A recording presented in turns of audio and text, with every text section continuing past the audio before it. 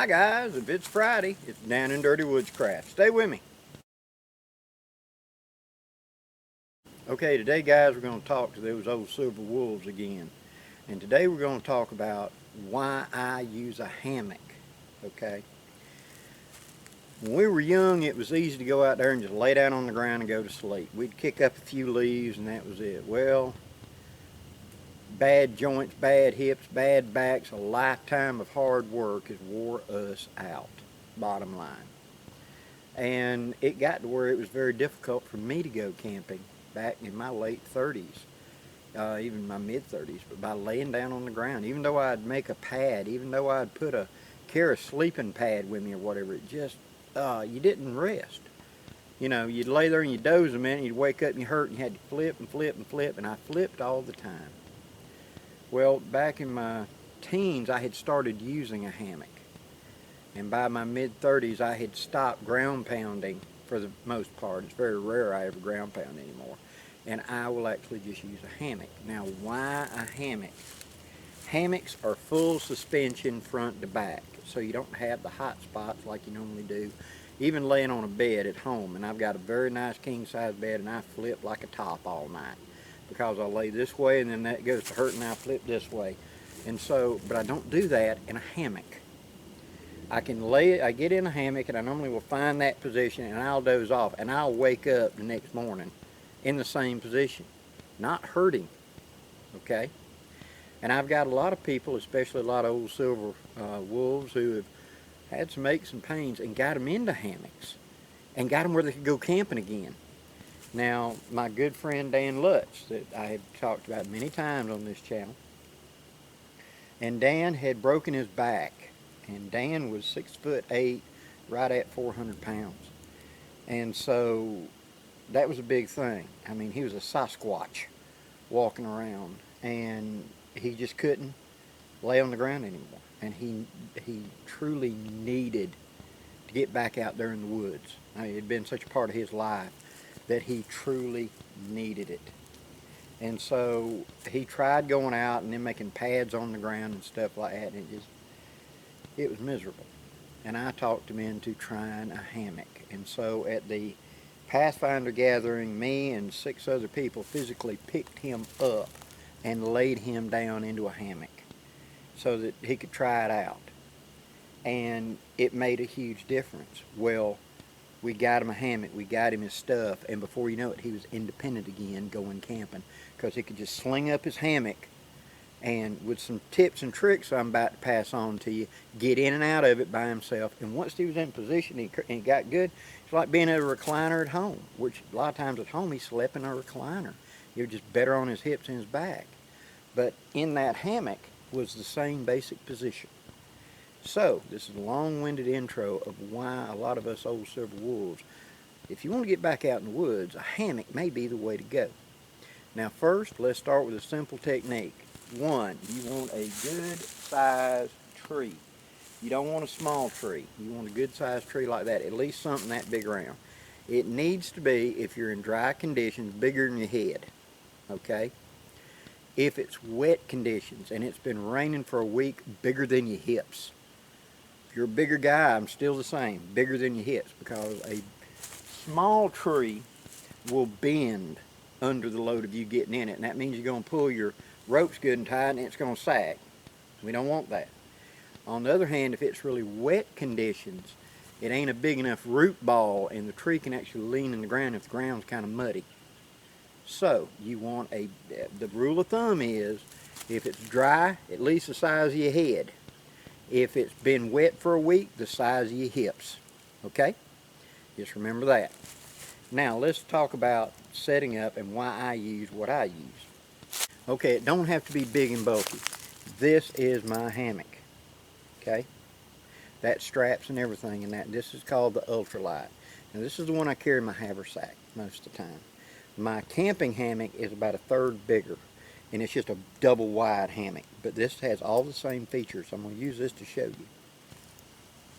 It weighs 2 pounds or less, like 1.5 pounds, something like that. And I carry in here a little cheat. That's a piece of number 36 bank line. I'll get back to that in just a second. They come with the straps. Now I don't have to do any knots. These straps are going to hook to the tree. Now let me set up this tree and I'll show you right quick. Okay, now this is a one-wind hammock because you're going to ask. And down in my description box I'll put a link if you want to go look at their stuff. Okay, the strap, this is rated at 2,800 pounds, so trust me, it's going to hold you.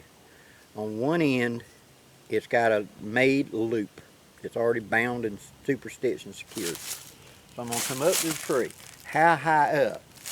That's going to require some finesse, and we're going to talk about that once I get it set up. But for right now, figure about eye level, maybe a little higher, okay? So I like to put mine, because I know where I am, about forehead high is where I want mine. So I'm going to come around the tree. I'm going to pass it through there, and then I'm going to put that loop on the other side of the tree and pull it up so it's tight. I don't want it around this way, it'll slip. I want it so it's squeezing into the tree rather than just sliding around the tree. Make sense? Now, I pull this tight and I go put one on the other side. Okay, now, notice one of the ends is sticking out of the bag. That's the entire hammock right there. Ain't been deployed, it's just all stuffed in there. Okay, you ain't got to fold nothing. On this end, it's got this type of metal buckle, this slider, right? Alright, for our old hands, this makes it easy with a knot. You ain't got to worry about knots. You're going to lift the bar all the way to the top, and you're going to go under. Okay? Now you're going to pull it to about where you think it's going to need to be, and you're going to let that bar drop down, and you're going to take this end, you're going to double it over. See what I did there? I just double it in half, and I'm going to put that through that, just like that. Okay? Now I'm going to grab, see there's the top and the bottom of that loop. I'm going to grab the bottom of that loop, and that's how I pull this thing tighter. Why do I do that? So that whenever it pulls, it locks in place like that. But this is a quick disconnect where I can yank this and take it off the tree. If I just run it through the buckle straight, when you put the power to it, you can't pull it back apart to get the thing to let go because there's nothing to do. By doing that loop, I've got a way I can pull, see, and it will pull it back out of the buckle and therefore let go.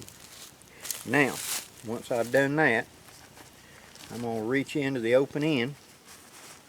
I'm going to grab my other end, and I'm going to walk to the tree, and I'm going to hook up. Be right back. Okay, now I've got it loosely set up. Now that it's still a little bit of slack, look at it and make sure you ain't got something twisted, that everything's right where it should be. You can just leave the sack on this end. Alright, now I take that inside loop and I'll pull her tight. I get her up there close and I get a hold of it and I yank on it. Wrap my hand around it, yank on it. Just like that. Alright. You see how high I've set this thing up. This type of hammock has a ridge line up here.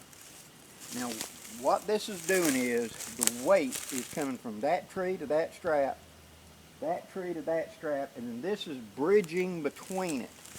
This allows the hammock to be loose. If you've ever gotten a hammock that didn't have a ridge line in it, you pull the hammock tight and sit down, it's like it squeezes you like that because now you're in it and the sides want to close in. This avoids that. It allows your weight's up here. You're under it. It also makes it where it's not tippy or nothing because your balance point's above you. Okay? This is also going to be used as another thing in just a second. Now how to get into one of these for us old guys is this. You back up to it in the middle of it and you get the side. Okay? You put your thumbs in it. You push straight down. Put it up against your butt. Then walk backwards until you're leaning against it. Kind of push it on your butt a little. Spread the back and just sit down. See? Wasn't that easy? Now to get out of it, I want it at the height where you can see my feet are on the ground right now. Flat-footed where I'm sitting, it's like I'm sitting in a chair. I'm flat-footed on the ground. And now I want to get out. All I have to do is walk backwards. Grab a hold of that ridge line and walk backwards and I'm standing up and I'm out of it. It's not a big problem getting in and out. Now let me show you that a little closer up. Okay, you come up to it, you find the edge of the hammock, the actual edge, okay? Put my hand in it, I come around behind me, I put my other hand in it, I'm holding that edge. And I kind of gather up a little bit, scoot it down, and I walk backwards until I'm leaning against it. Then I kind of pull it under my legs. Now I sit down. So I'm sitting in it, nice and even. My feet are now flat on the ground. To get out of it, all I gotta do is grab this edge and start walking backwards, and I stand up. No strain in and out, see? Remember I told you I had a little extra piece? This is a piece of that number 36 bank line that I have. Tied a knot in each end and then tied both ends in knots. That's good and secure. I made a loop there, right? I'm going to make a prusik knot out of this with a toggle. Now watch.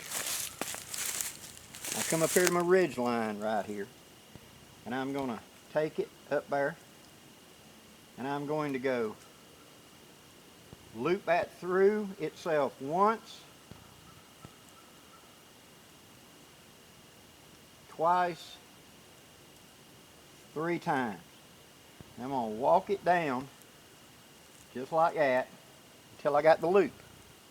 Now here on this end, I'm going to lift up the loop, spread it, go around itself and form a lark's head, and I'm going to put that stick through there just like that. Now that has made a toggle that I can hold on to. Here's why. For those of you silver wolves that it's hard to get in and out, you can't sit up easy, you can slide this to wherever you need in here, right? Now I've gotten in it, I backed in, I'm sitting down, I spread it out, I lean back, and then I bring the feet in. I'm now in my hammock, okay? And we'll talk about things about being in the hammock. But to get up, some people it's hard to get up. You've got a handle right there now. I can grab a hold of it and I can pull myself up. See? Because that prusik's going to bite onto that ridge line. That ridge line is 1,800 pound test strength Dyneema. It's going to hold me. Okay?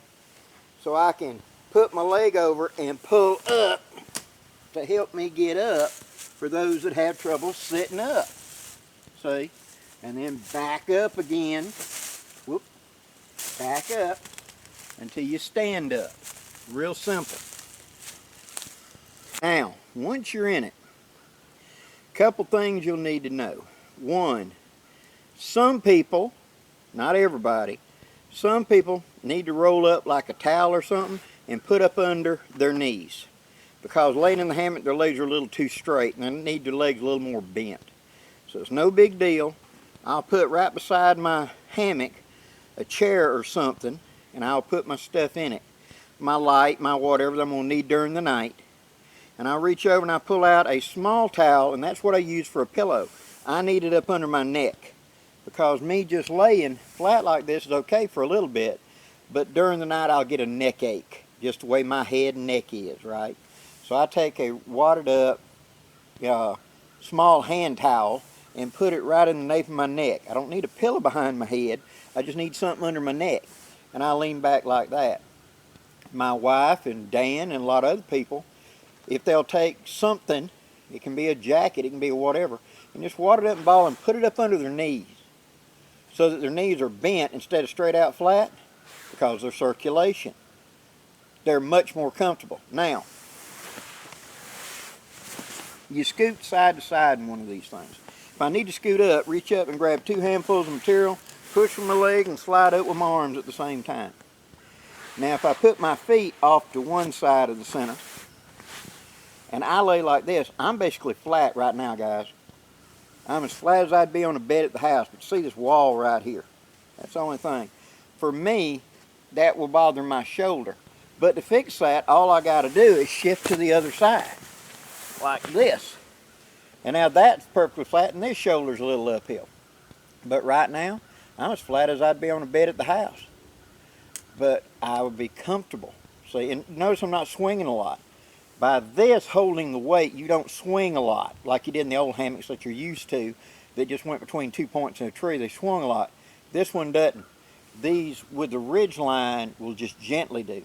Now again, I got my toggle right there that if I needed to get up, I can grab that rope and grab my toggle. I can slide.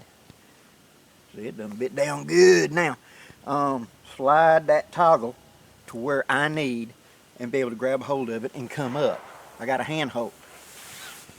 So for us old silver wolves, this is the way to go. Now add a tarp to this, an underquilt underneath this for warmth so you don't get cold, and then a sleeping bag thrown over the top of me with my feet put in the bottom of it. Just kind of flip it upside down. They call it a top quilt like that, and put it on.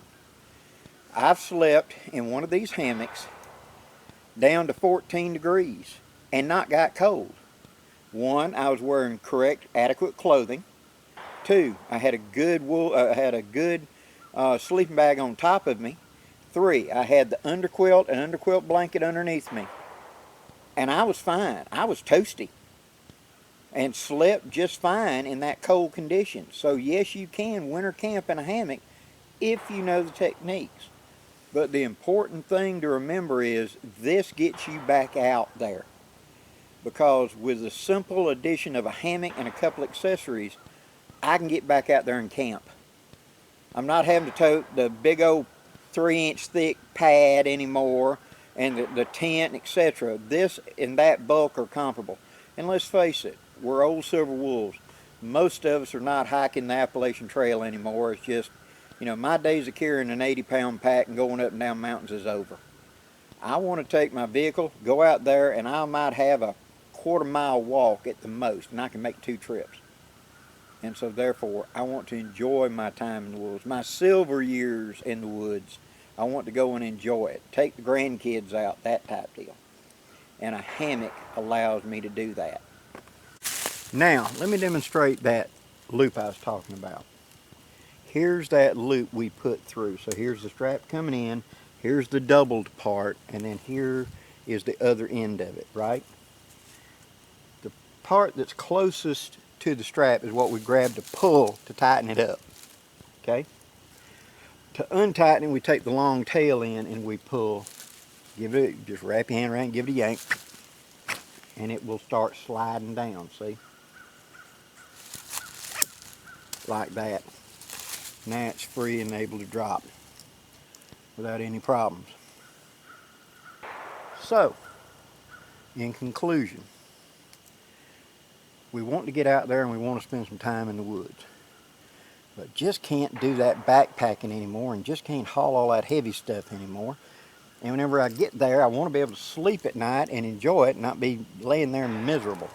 A hammock may be the way to go. It's what's kept me in the woods all these years whenever I really shouldn't have been able to come back out no more. And there's a lot of silver wolves that are the same way. A lot of guys I know that, old military guys where their backs are screwed up from a lifetime of work or whatever, and a hammock becomes the way to go. And many of them that I've turned on to it, once they've got to doing it, they have then turned around and wanted a hammock at home. A good friend of mine that I taught how to do this, he thought he was dead set against it. Blackie, that ain't never gonna work. And then once he did start doing it, and then him and the grandkids would go down to the lake and he'd sling up his hammock so he could take a nap while the kids were doing their bit with the grandmama and etc. Then after a while he wanted one at the house because he slept better in a hammock than he did in a bed. And I'll attest that. There's some nights when I hurt so bad, I go out to my study and I've got eye bolts in the walls where I can hang up one of my hammocks and I get in a hammock because it just makes me be able to sleep, gets rid of the body ache.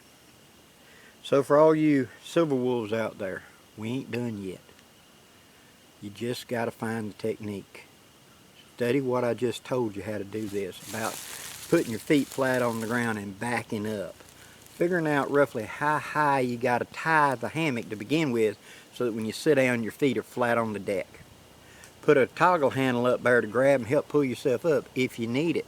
I can just grab the ridge line, but friends of mine, it hurts their hand. So we put a big old toggle they can get a hold of like that. something simple. And you'll find how to do it and how the technique is. It doesn't have to be terribly expensive. The one-wind hammocks, which I use, are really, really reasonable for the quality you get. That's just a shameless plug, because they are good quality, and everybody that I've had get one has been very pleased with it. It's not an ultralight thing. You guys want ultralight camping hammocks? No, this ain't for you. But for us old silver wolves that are looking for a way to stay in the woods, yeah, it's the way to go. Hope you've enjoyed this, guys. Please leave any questions or comments down below. Until next time, guys, I'm Blackie wishing you safe journeys. Have a great day, guys.